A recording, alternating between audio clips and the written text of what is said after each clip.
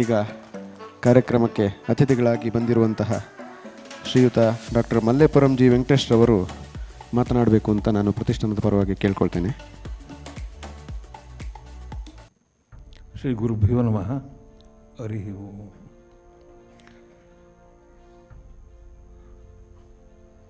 ವ್ಯಾಸಪ್ರಜ್ಞ ಪ್ರತಿಷ್ಠಾನ ಆಯೋಜನೆ ಮಾಡಿರುವ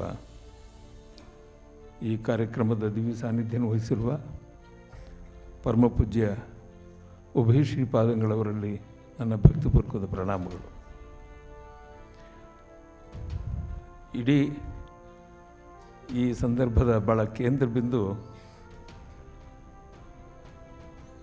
ಸಿ ಜಿ ವಿಜಯಸಿಂಹ ಆಚಾರ್ಯರಿಗೆ ಎಷ್ಟು ಕೊಂಡಾಡಿದರೂ ಸಾಕಾಗೋದು.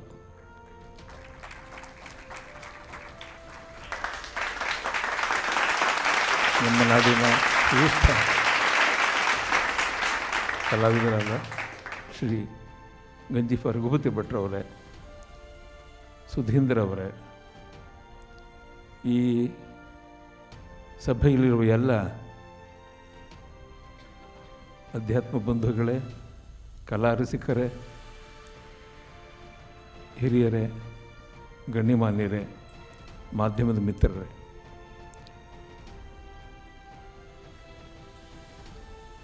ನಾನು ಅನೇಕ ಕಾರ್ಯಕ್ರಮಗಳಲ್ಲಿ ಪುಸ್ತಕಗಳನ್ನು ಲೋಕಾರ್ಪಣೆ ಮಾಡಿದ್ದುಂಟು. ಆದರೆ ಇವತ್ತಿನ ಒಂದು ಅನುಭವ ವಿಶೇಷವಾದ್ದು. ಆ ವಿಶೇಷಕ್ಕೆ ಕಾರಣರಾದವರು ನಮ್ಮ ವ್ಯಾಸಪ್ರಜ್ಞ ಪ್ರತಿಷ್ಠಾನದ ಗೆಳೆಯರು. ಅವರೆಲ್ಲರಿಗೂ ಕೂಡ ನಾನು ಅಭಿನಂದಿಸುತ್ತೇನೆ. ವಿಜಯಸಿಂಹರ ಬಗ್ಗೆ ನನಗೊಂದು ವ್ಯಾಮೋಹ ಹುಟ್ಟಿದ್ದು ಕಳೆದ ಒಂದು ತಿಂಗಳ ಹಿಂದೆ. ಅವ್ರ ಜೊತೆಗೆ ನಾನು ಮಂಗಳೂರಿನಲ್ಲಿ ಒಂದೆರಡು ದಿನ ಪ್ರಯಾಣದಲ್ಲಿ, ಋಷಿಕೇಶದಲ್ಲಿ ಒಂದು ವಾರ, ಆತನನ್ನು ನಾನು ಒಳಗೆ ಮಾಡ್ಕೊಂಡು ನೋಡ್ತಾ ಹೋದಂತೆ ನನಗೆ ಅಚ್ಚರಿ, ವಿಸ್ಮಯ, ಬೆರಗು ಎಲ್ಲ ಉಂಟಾಯಿತು.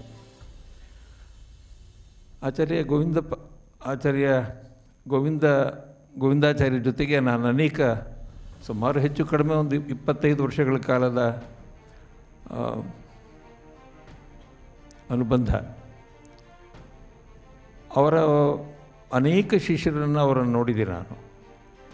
ಮತ್ತು ಗೋವಿಂದಾಚಾರ್ಯರ ಜೊತೆಗೆ ನನ್ನ ಸಂಪರ್ಕ ತುಂಬ ಹಳೆಯದು. ಮತ್ತು ಅವ್ರ ಜೊತೆಗೆ ಒಡನಾಟ, ಮಾತು ಕಥೆ, ಅದು ಲೌಕಿಕ ಮತ್ತು ಆಧ್ಯಾತ್ಮಿಕ ಎರಡೂ ವಿಷಯಗಳಲ್ಲಿ.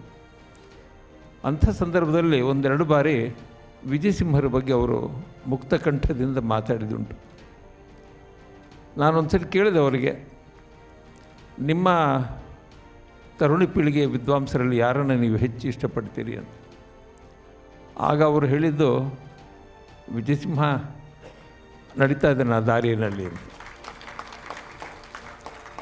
ಆಚಾರ್ಯರ ಅವತ್ತು ನನಗೆ ಹೇಳಿದ ಮಾತು ನನ್ನ ಕಿವಿಯಲ್ಲಿ ಬಿದ್ದು ಇನ್ನೂ ಆಗ ಮತ್ತೆ ವಿಜಯಸಿಂಹ ಅನ್ನೋ ಅಷ್ಟು ಮಾತ್ರ ಮನಸ್ಸಲ್ಲಿ ಉಳೀತು.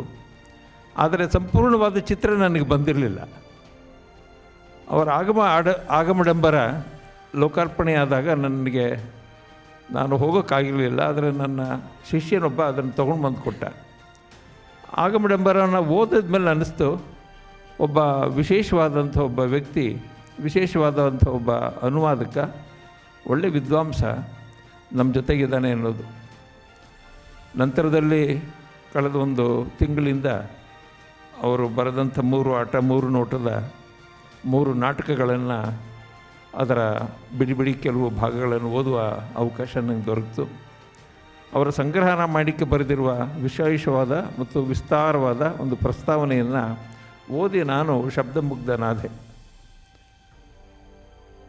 ಬಹುಶಃ ಕನ್ನಡದಲ್ಲಿ ಇಷ್ಟು ಆಳದ ಪರಿಣತಿಯನ್ನು ಪಡೆದಿರೋರು ತುಂಬ ಕಡಿಮೆ. ಸಂಗ್ರಹ ರಾಮಾಯಣದ ಮೂಲ ಆವೃತ್ತಿಯನ್ನು ನನಗೆ ಗೋವಿಂದಾಚಾರ್ಯರು ನನಗೆ ಕೊಟ್ಟಿದ್ದರು, ಆ 2 ಸಂಪುಟಗಳನ್ನು. ನಂತರದಲ್ಲಿ ಅವರ ಎಲ್ಲ ಪ್ರತಿಗಳನ್ನು ನನಗೆ ಕೊಟ್ಟು ನನಗೆ ಆಶೀರ್ವಾದ ಮಾಡಿದುಂಟು. ಮತ್ತು ನಾನು ಅದನ್ನು ರಾತ್ರಿ 11 ಗಂಟೆಯಿಂದ 12:30 1 ಗಂಟೆಯಲ್ಲಿ ಆ ಹೊತ್ತಿನ ಸಂದರ್ಭದಲ್ಲಿ ಅದನ್ನು ಓದ್ತಾ ಇದ್ದೆ ನಾನು. ಆಚಾರ್ಯ ಜೊತೆಗೆ ಹೇಳಿದೆ, ನನಗೆ ಹೆಚ್ಚು ಅರ್ಥ ಆಗೋದು ಯಾವಾಗ ಅಂದರೆ ನನಗೆ ಮಧ್ಯರಾತ್ರಿ ಸರಿ ಸುಮಾರು ಅಂತ. ಅದು ಎಷ್ಟು ಅರ್ಥವಾಯಿತೋ ಬಿಡ್ತೋ ಗೊತ್ತಿಲ್ಲ, ಆದರೆ ಆಚಾರ್ಯರ ಆ ವಿದ್ವತ್ತಿಗೆ, ಅವರ ಪಾಂಡಿತ್ಯಕ್ಕೆ, ಅವರ ಅನುಭವಕ್ಕೆ, ಅವರ ದರ್ಶನಕ್ಕೆ, ಅವರಿಗಿದ್ದಂಥ ಒಂದು ಒಳಬೆಳಕಿಗೆ, ಅದನ್ನು ಅವರೇ ತಿಳಿಗಣ್ಣು ಅಂತ ಹೇಳ್ತಾರೆ. ಆ ತಿಳಿಗಣ್ಣನ್ನು ಕಂಡಂಥವರು ತುಂಬ ಜನ ಇಲ್ಲ ನಮ್ಮ ವಿದ್ವಾಂಸರಲ್ಲಿ. ಅಂಥ ತಿಳಿಗಣ್ಣನ್ನು ಪಡೆದಂಥವ್ರು ಅವರು. ಒಮ್ಮೆ ನಾನು 2-3 ಬಾರಿ ಹೇಳಿದೆ, ನಿಮಗೇನಾದರೂ ಸಂಶಯಗಳು ಬಂದರೆ ಎಲ್ಲಿಗೆ ಹೋಗ್ತೀರಿ, ಯಾರನ್ನು ಕೇಳ್ತೀರಿ ಅಂತ. ನೀವು ತಂದೆ ಇರೋ ಕಾಲದಲ್ಲಿ ಪಡಮೂರು ನಾರಾಯಣಾಚಾರ್ಯರ ಹತ್ರ ಕೇಳ್ತಿದ್ರಿ ಅಥವಾ ವಿದ್ಯಮಾನ್ಯ ತೀರ್ಥರ ಹತ್ರ ಕೇಳ್ತಾಯಿದ್ರಿ, ಈಗ ಯಾರ ಹತ್ರ ಕೇಳ್ತೀರಿ ಅಂತ ನನಗೆ ಸಂಶಯಗಳು ಬಂದಾಗ ನನ್ನೊಳಗಡೆ ಮಧ್ವರು ಬಂದು ನನಗೆ ನನ್ನ ಪ್ರಶ್ನೆಗಳಿಗೆ ಉತ್ತರವನ್ನು ನೀಡ್ತಾರೆ ಅಂದರು. ಅವ್ರ ತಂದೆ ಹೇಳಿದ್ದು, ಎಲ್ಲಿ ಪ್ರಶ್ನೆ ಹುಟ್ಕೊಳ್ಳುತ್ತೋ ಅಲ್ಲಿ ಉತ್ತರ ಸಿಗುತ್ತೆ ಅಂತ ಹೇಳಿದ್ದು ಅವ್ರ ತಂದೆ. ಇನ್ನಷ್ಟು ಆಳಕ್ಕೆ ಇಳಿದಾಗ ಎಲ್ಲಿ ಪ್ರಶ್ನೆಗಳು ಹುಟ್ಟುತ್ತೋ ಆ ಪ್ರಶ್ನೆಗಳಿಗೆ ಉತ್ತರ ಕೊಡ್ತಕ್ಕಂಥವರು ಮಧ್ವರೇ ಅಂತ. ಆಚಾರ್ಯ ಮಧ್ವರು ನನಗೆ ಉತ್ತರವನ್ನು ಕೊಡ್ತಾರೆ ಅಂದರು. ನಮ್ಮ ಕವಿತಾ ಬರಂಜಿ ಮನೆಯಲ್ಲಿದ್ದಾಗ, ಕವಿತಮ್ಮನ ಮನೆಯಲ್ಲಿದ್ದಾಗ ಮಧ್ಯಾಹ್ನ ಊಟ ಮಾಡಿ, ಆಚಾರ್ಯರು ನಾವಿಬ್ಬರು ಊಟ ಮಾಡಿ ಕೂತ್ಕೊಂಡು ಮಾತಾಡ್ತಿರುವಾಗ ಈ ಮಾತನ್ನು ಅವರು ಹೇಳಿದ್ದು. ಯಾಕೆ ಈ ಮಾತು ಹೇಳ್ತೀನಿ ಅಂದರೆ, ಅಂಥ ಒಬ್ಬ ಈ ಕಾಲದ, ಬಹುಶಃ ಈ ಯುಗದ ಶಾಸ್ತ್ರ ಮಾರ್ಗವನ್ನು ಮತ್ತು ಕಾವ್ಯ ಮಾರ್ಗವನ್ನು ಎರಡನ್ನು ಸಮದಂಡಿಯಾಗಿ ಬಳಸಿದವರು, ಅದನ್ನು ಲೋಕಕ್ಕೆ ಕೊಟ್ಟಂಥವರು ಆಚಾರ್ಯ ಗೋವಿಂದರು. ಗೋವಿಂದಾಚಾರ್ಯರು, ಬರಂಜ ಗೋವಿಂದಾಚಾರ್ಯರು ಕೊಟ್ಟಂಥ ಆ ವಿಸ್ತಾರತೆ ಇದೆಯಲ್ಲ, ಕಾವ್ಯ ಮಾರ್ಗ ಮತ್ತು ಶಾಸ್ತ್ರ ಮಾರ್ಗ ಎರಡನ್ನು ಒಟ್ಟಿಗಿಟ್ಕೊಂಡವರು ಬಹಳ ಕಷ್ಟ, ಕಡಿಮೆ ಕನ್ನಡದಲ್ಲಿ ಅಥವಾ ಸಂಸ್ಕೃತದಲ್ಲೂ ಕೂಡ. ಒಂದು ಕಡೆ ಕಾವ್ಯ, ಇನ್ನೊಂದು ಕಡೆ ಶಾಸ್ತ್ರ. ನಮ್ಮ ಕಾಲದಲ್ಲಿ ಹೇಳ್ತಿರೋದು, ನಾನು ನಮ್ಮ ಕಾಲಗಿಂತ ಹಿಂದೆ ಇದ್ದದ್ದನ್ನು ನಾನು ಹೇಳೋಕ್ಕೆ ಹೋಗಲ್ಲ. ಆದರೆ ನಮ್ಮ ಕಾಲದಲ್ಲಿ ಹೀಗೆ ಶಾಸ್ತ್ರ ಮಾರ್ಗದ ಅದರ ಚೂಲಮೂಲಗಳನ್ನು ಹಿಡಿದು ಅದರ ದಿಗ್ದರ್ಶನಗಳನ್ನು ಮಾಡಿದಂಥವರು ಬಹಳ ಕಡಿಮೆ. ಅವರುಗಳಲ್ಲಿ ಆ ರೀತಿ ಆ ಎತ್ತರವನ್ನು, ಆ ಬಿತ್ತರವನ್ನು ಹಿಡಿದಂಥವರು ಆಚಾರ್ಯ ಬರಂಜ ಗೋವಿಂದಾಚಾರ್ಯರು. ಆ ಪರಂಪರೆಯನ್ನು ಈಗ ಉಳಿಸುವ ಮತ್ತು ಬೆಳೆಸುವ ಮತ್ತು ಬಳಸುವ ಆ ದಿಕ್ಕಿನಲ್ಲಿರೋರು ನಮ್ಮ ಸಿ ಜಿ ವಿಜಯ ಸಿಂಹ ತೋಟಂತಿಲ್ಲಾಯ. ನಾನು ಆತನ ಸ್ವಲ್ಪ ಏನಾದರೂ ಏಕವಚನ ಬಳಸಿದ್ರಿ ಅಂತ ತಿಳ್ಕೊಬೇಡಿ, ಪ್ರೀತಿ ಹೆಚ್ಚಾದಾಗ ಸ್ವಲ್ಪ ಏಕವಚನಕ್ಕೆ ಹೋಗೋದು. ಆತನ ಅನುವಾದದ ಬಗೆ ಇದೆಯಲ್ಲ, ನಾನು ಹೇಳಿದೆ, ಈ ಅನುವಾದ ಆಚಾರ್ಯರು ಕೊಟ್ಟ ದಾರಿ, ಆ ದಾರಿಯಲ್ಲಿ ಸಮರ್ಥವಾಗಿ ನಡೀತಿರೋನು ಈತ ಒಬ್ಬನೇ. ಮತ್ತು ಕನ್ನಡದಲ್ಲಿ, ನಾನು ಕನ್ನಡದಲ್ಲಿ ಸ್ವಲ್ಪ ಸಾಕಷ್ಟು ತದ್ದಿತ ಪಡೆದಿದ್ದೇನೋ ಅಂತ ಸ್ವಲ್ಪ ಅಹಂಕಾರ ಇತ್ತು ನನಗೆ. ಆದರೆ ಇವರ ಅನುವಾದಗಳು ನೋಡ್ತಾ ಹೋದಂತೆ ನನಗನ್ಸಿದ್ದೇನು ಅಂದರೆ, ಬನ್ನಂಜೆ ಆಚಾರ್ಯರಿಗಿಂತ ಒಂದು ಗುಲಗಂಜಿ ತೂಕ ಹೆಚ್ಚಾಯ್ತೇನೋ ಇವರಲ್ಲಿ ಅಂತ.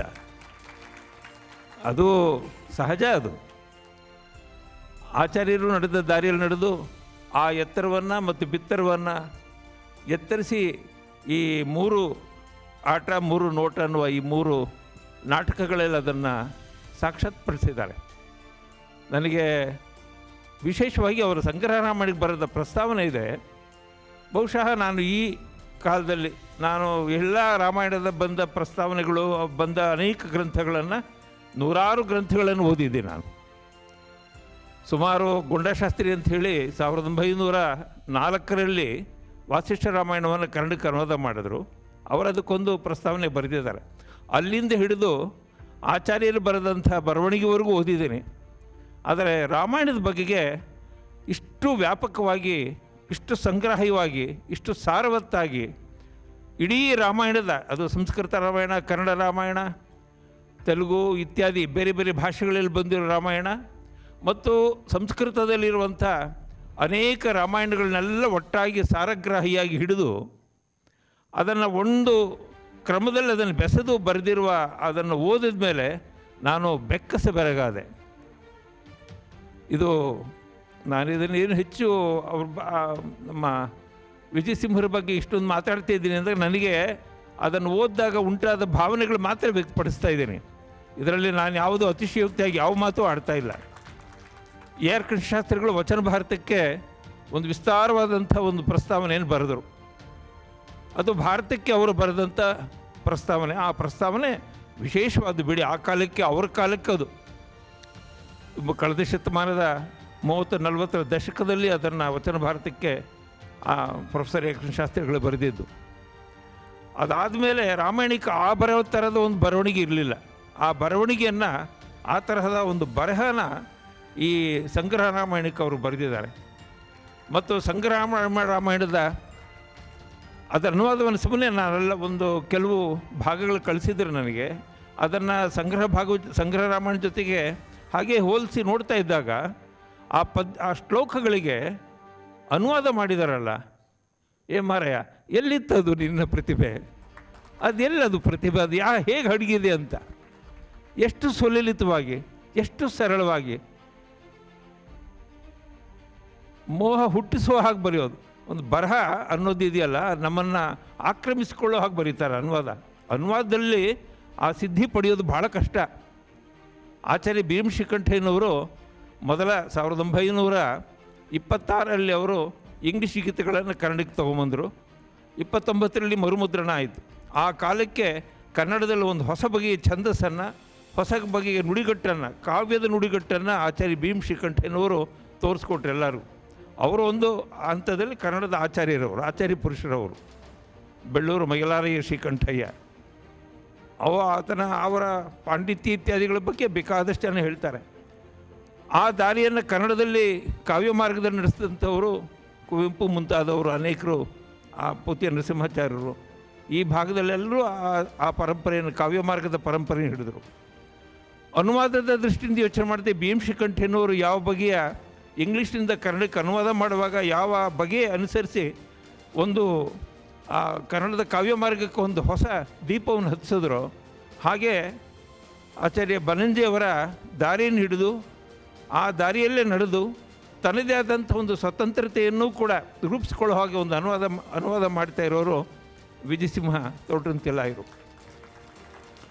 ಕನ್ನಡದಲ್ಲಿ ಅವರ ಅನುವಾದವನ್ನು ನಾನು ಯಾವುದನ್ನು ಹೇಳೋಕ್ಕೆ ಹೋಗಲ್ಲ, ಆದರೆ ಅದನ್ನು ನೀವೇ ಈ ಪುಸ್ತಕಗಳನ್ನು ಕೊಂಡುಕೊಂಡು ನೀವು ಒಮ್ಮೆ ಅದರೊಳಗಡೆ ಪ್ರವೇಶ ಮಾಡೋದು ನಿಮ್ಗೆ ಗೊತ್ತಾಗುತ್ತೆ ಕನ್ನಡದ ಸೊಗಸು ಏನು ಅಂತ. ಸಂಸ್ಕೃತದ ಸೊಗಸನ್ನು ತಿಳಿಯೋಕ್ಕಾಗದಿದ್ದವರು ಕನ್ನಡದ ಸೊಗಸನ್ನು ತಿಳಿದು ಮತ್ತು ಸಂಸ್ಕೃತದ ಪ್ರವೇಶಕ್ಕೆ ಹೋಗ್ಬೋದು. ಇದು ಒಂದು ದಾರಿ. ಸಂಸ್ಕೃತ ಚೆನ್ನಾಗಿ ತಿಳಿದಿರೋರಿಗೆ ಇದನ್ನು ಓದಿದರೆ ಆನಂದಪಟ್ಟಾರು. ಸಂಸ್ಕೃತ ಸ್ವಲ್ಪ ತಿಳಿದಿದ್ದು ಕನ್ನಡವನ್ನು ಚೆನ್ನಾಗಿ ಗೊತ್ತಿದ್ದರೆ ಕನ್ನಡದ ಈ ಪದ್ಯಗಳನ್ನು, ಕನ್ನಡದ ಈ ಸೊಗಸನ್ನು ಓದಿ ಮತ್ತೆ ಸಂಸ್ಕೃತಕ್ಕೆ ಹೋದರೆ ಮತ್ತಷ್ಟು ಎರಡು ಕಡೆಯೂ ಆನಂದದ ರಸ ಹೊಮ್ಮುತ್ತದು. ಒಂದು ಅರ್ಥದಲ್ಲಿ ಕನ್ನಡದ ರಸ ಇದೆ, ಇಲ್ಲಿ ಕಾವ್ಯರಸ, ಇನ್ನೊಂದು ಬಟ್ಟಲಲ್ಲಿ ಸಂಸ್ಕೃತದ ಕಾವ್ಯರಸ ಇದೆ. ಎರಡು ರಸಗಳನ್ನು ಭುವಿ ಭಾವಕ ಅಂಥೇಳಿ ಭಾಗವತಕ್ಕೆ ಸಂಬಂಧಪಟ್ಟ ಹೇಳುವಾಗ ಒಂದು ಮಾತು ಹೇಳ್ತೀವಿ, ರಸಿಕರು ಅದನ್ನು ಪಾನ ಮಾಡ್ಬೋದು ಅಂತ. ನಿಜವಾಗಿ ಹೇಳೋದಾದ್ರೆ ಒಂದು ಸಾಹಿತ್ಯ ಕೊಡ್ಬೋದು. ಅದೇನದು? ಒಂದು ಮನಸ್ಸಿಗೆ ಸಮಾಧಾನ, ಒಂದು ಆನಂದ, ಒಂದು ತೃಪ್ತಿ. ನನಗೆ ಗೊತ್ತಿಲ್ಲದಿರೋ ಒಂದು ಹೊಸ ಪ್ರಪಂಚವನ್ನು ನನ್ನೊಳಗಡೆ ರೂಢಿಸಿಕೊಳ್ಳುವಂಥ ಕ್ರಮ ಎಲ್ಲವೂ ಕೂಡ ಈ ಸಂಗ್ರಹ ಭಾಗವತದಲ್ಲೂ ಈ 3 ನಾಟಕಗಳಲ್ಲೂ ಇದೆ.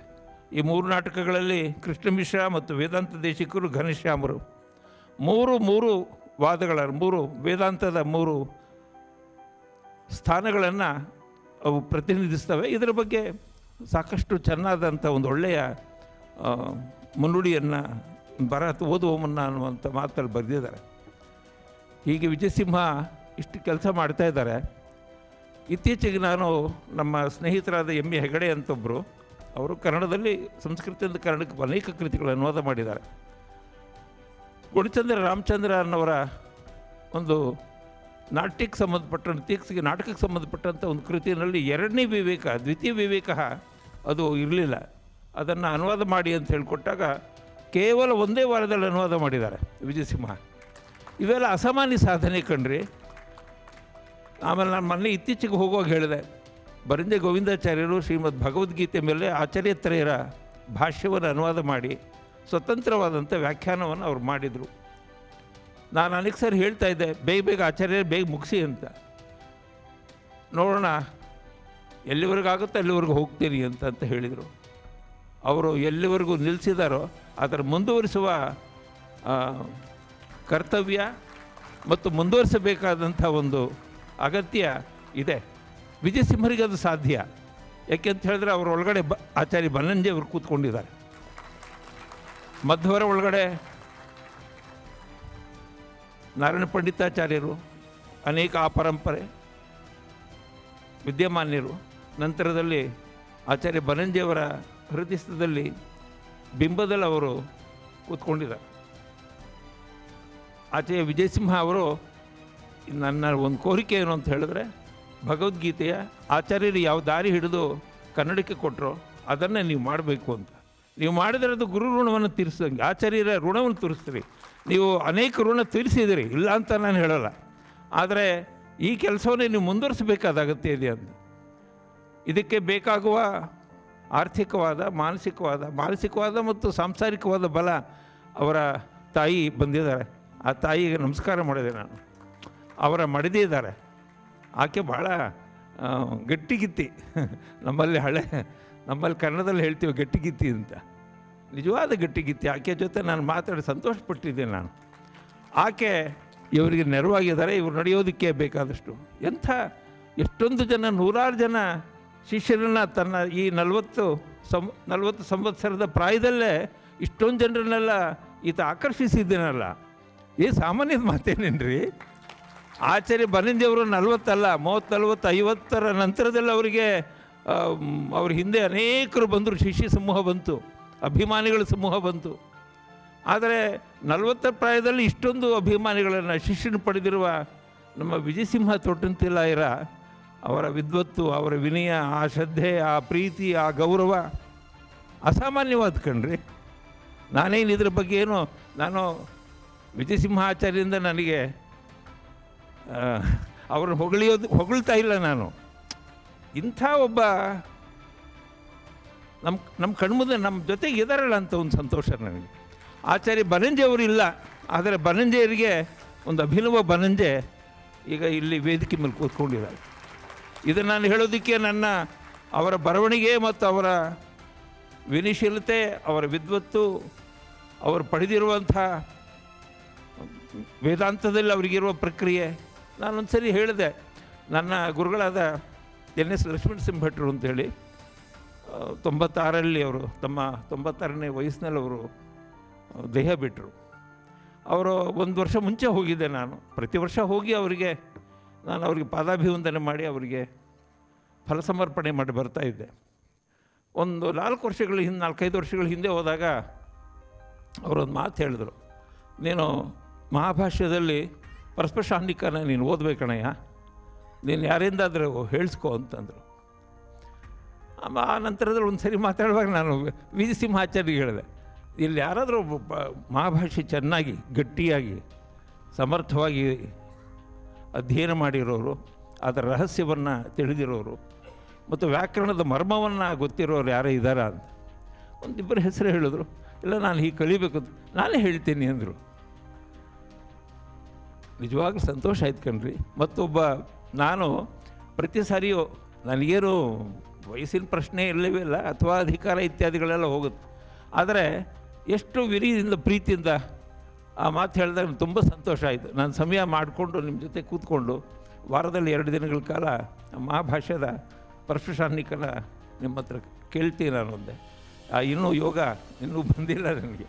ಅಂದರೆ ಯಾವ ವಿಷಯದಲ್ಲಾದರೂ ತಾನು ಹೇಳಬಲ್ಲೆ, ಅದನ್ನು ನುಡಿಸಬಲ್ಲೆ ಅಂತನ್ನೋ ಸಾಮರ್ಥ್ಯ ಇರೋದು.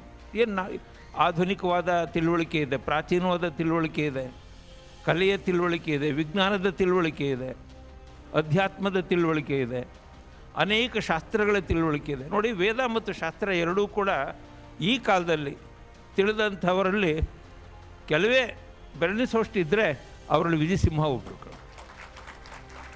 ಏಕೆಂದರೆ ವೇದ ತಿಳಿದವರಿಗೆ ಶಾಸ್ತ್ರ ಗೊತ್ತಿಲ್ಲ, ಶಾಸ್ತ್ರ ತಿಳಿದವರಿಗೆ ವೇದ ಗೊತ್ತಿಲ್ಲ. ವೇದದ ಮರ್ಮವನ್ನು, ರಹಸ್ಯವನ್ನು ಆಚಾರ್ಯ ಬನ್ನಂಜೆಯವರಿಂದ ಪಡೆದರು, ಶಾಸ್ತ್ರವನ್ನು ಪಡೆದರು ಅವರು. ಅಂದರೆ ಒಂದು ಅರ್ಥದಲ್ಲಿ ಹೇಳೋದಾದರೆ ಶಾಸ್ತ್ರ ಮಾರ್ಗ, ವೇದ ಮಾರ್ಗ, ಕವಿ ಮಾರ್ಗ, ಈ 3 ತ್ರಿವಳಿ ಸಂಗಮ ವಿಜಯಸಿಂಹ ಆಚಾರ್ಯರು. ಅವರಿಗೆ ನಿಮ್ಮೆಲ್ಲರ ಹರಕೆ ಅವ್ರ ಜೊತೆಗಿರಲಿ. ನನ್ನಂತೂ ನಿಜವಾಗ್ಲೂ ಹೇಳೋದಾದರೆ ನಾನು ಈತನನ್ನು ಭಾಳ ಪ್ರೀತಿ ಮಾಡ್ತೀನಿ ಕಂಡ್ರೆ ಅವರ ಮನೆಯವ್ರಿಗಿಂತನೂ. ನಾನು ಅವ್ರ ಮನೆಯವ್ರ ಹತ್ರ ಹೇಳಿದ್ದೀನಿ, ನಿಮಗಿಂತ ಹೆಚ್ಚು ಪ್ರೀತಿ ಮಾಡ್ತೀನಿ ಈತನನ್ನು ಅಂತ. ಪ್ರಮಾಣ ಏನು ಅಂದರೆ ಕಾಳಿದಾಸ ಹೇಳೋದು ಅಂತಃಕರಣ ಪ್ರವೃತ್ತಯ ಅಂತ. ಏನು ಪ್ರಮಾಣ? ಒಬ್ಬರ ಮೇಲೆ ಯಾಕೆ ಇಷ್ಟು ಪ್ರೀತಿ ಹುಟ್ಟುತ್ತಲ್ಲ, ಈ ಪ್ರೀತಿ ಹುಟ್ಟೋದಕ್ಕೆ ಯಾವುದು ಕಾರಣ? ಪ್ರಮಾಣಂ ಅಂತಃಕರಣ ಪ್ರವೃತ್ತಯ ಅಂತ ಹೇಳ್ತಾನೆ. ಈ ಅಂತಃಕರಣ ಪ್ರವೃತ್ತಿಯನ್ನು ನಾನು ಕಂಡಿದ್ದು ನಮ್ಮ ವಿಜಯಸಿಂಹ ಆಚಾರ್ಯರು. ಅವರಿಗೆ ಈ ಗ್ರಂಥಗಳನ್ನು ಮಾಡಿದ್ದಾರೆ. ಇಂಥದ್ದು 100 ಗ್ರಂಥಗಳು ಬರಲಿ. ಆ 100 ಗ್ರಂಥಗಳು ಕನ್ನಡಕ್ಕೆ ಏನೇನು ಬರಬೇಕು ಬರಲಿ. ಇಷ್ಟು ಮಾತ್ರ ಅಲ್ಲ, ಅಪರೂಪವಾದಂಥ ಯಾವುದೋ ಬರಂಜೆ ಆಚಾರ್ಯರು ಯಾವ್ಯಾವ ಕೆಲಸ ಮಾಡಬೇಕು ಅಂತ ಕೆಲವು ನಿರ್ದೇಶನ ಮಾಡಿದ್ದಾರೆ ಅವರಿಗೆ, ಅದನ್ನು ಪೂರೈಸಬೇಕು. ಜೊತೆಗೆ ಭಗವದ್ಗೀತೆಯ ಆಚಾರ್ಯತ್ರಯರ ಭಾಷ್ಯವನ್ನು ಅನುವಾದಿಸಿ ಅದನ್ನು ಮುಂದುವರಿಸಿ ವಿಶ್ಲೇಷಣೆ ಮಾಡಿ ಅದೇ ದಾರಿಯಲ್ಲಿ ಮುಂದುವರಿಬೇಕು ಅಂತ ಹೇಳಿ ನಿಮ್ಮೆಲ್ಲರ ಪರವಾಗಿ ಆಗ್ರಹಪೂರ್ವಕವಾಗಿ ವಿನಂತಿ ಮಾಡಿಕೊಳ್ತೇನೆ. ಇದು ಶ್ರೀಪಾದಂಗಳವರ ಸಮಕ್ಷಮದಲ್ಲಿ, ಅವರ ಸಾನ್ನಿಧ್ಯದಲ್ಲಿ ನಾನು ಈ ಮಾತುಗಳನ್ನು ಹೇಳ್ತಿರೋದು. ಇಲ್ಲಿ ಬಂದು ಮಾತಾಡೋದಕ್ಕಿಂತದೊಂದು ಅವಕಾಶ ಕಲ್ಪಿಸಿಕೊಟ್ಟಿದ್ದಕ್ಕಾಗಿ ನಾನು ಶ್ರೀ ವ್ಯಾಸಪ್ರಜ್ಞಾ ಪ್ರತಿಷ್ಠಾನದ ಎಲ್ಲ ಗೆಳೆಯರಿಗೂ ಮತ್ತು ನನ್ನ ಬಿಡಿಬಿಡಿಯಾದಂಥ ಈ ಮಾತುಗಳನ್ನು ಕೇಳಿದ ನಿಮಗೂ ಕೂಡ ತಲೆಬಾಗಿ ವಂದಿಸಿ ನನ್ನ ಮಾತು ಮುಗಿಸ್ತೀನಿ. ನಮಸ್ಕಾರ.